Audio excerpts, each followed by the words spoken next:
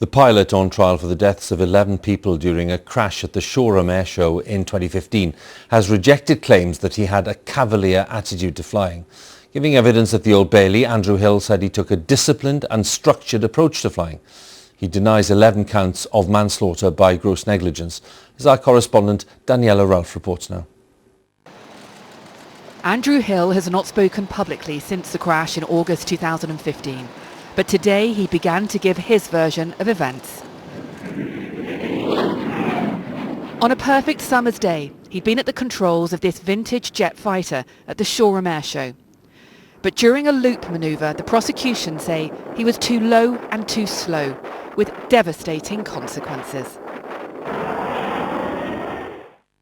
Oh my God. The plane hit the busy A27 road. 11 people died. One expert witness for the prosecution told the court Andrew Hill's flying had been about as negligent as you can get. But in his defence, Mr Hill described his extensive experience from the RAF to British Airways.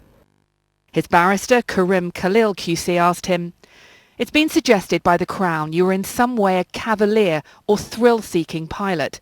What do you say about that accusation?"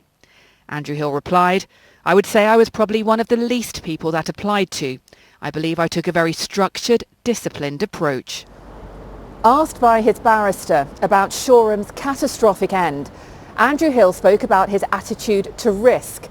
He said the primary aim of the display had been to avoid risk. The trial has already heard from medical staff who treated Andrew Hill. He told them he had blacked out during the flight. He continues his evidence tomorrow.